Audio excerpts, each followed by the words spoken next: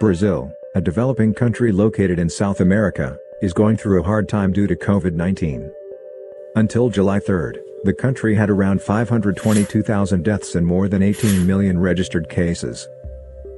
The vaccination process in Brazil is still in its early stage. Around 30% of the population has been vaccinated and partially had expired shots. Adding miscomprehension of science to the scenery, and the population can easily be a victim of constant fake news showing up on social media. Especially because it is not a recurrent habit to check information on reliable sources. Among the most famous fake news that came out during the pandemic, some attracted attention, like when an important health institution suggested that inhaling bleach could be a solution in a suspected COVID-19 case.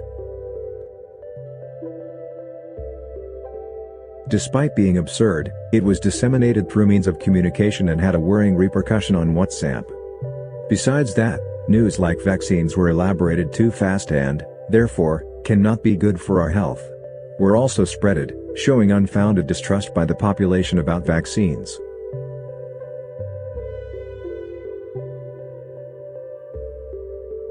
There were some fake news that looked less absurd at first sight, like only symptomatic patients are able to transmit COVID-19. And COVID-19 is only lethal for senior citizens. That also had a dangerous spreading rate, showing the capacity of Brazilian people of believing and disseminating fake news due to lack of knowledge. How can we, pharmacy students and pharmaceuticals, help in the fight against COVID-19?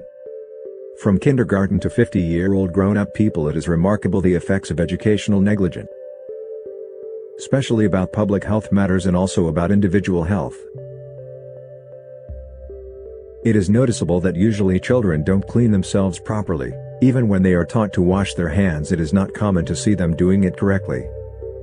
A lot of times they just wash it with water and run for the next game. Since people are not properly taught during childhood, they tend to keep the incorrect habits into adulthood.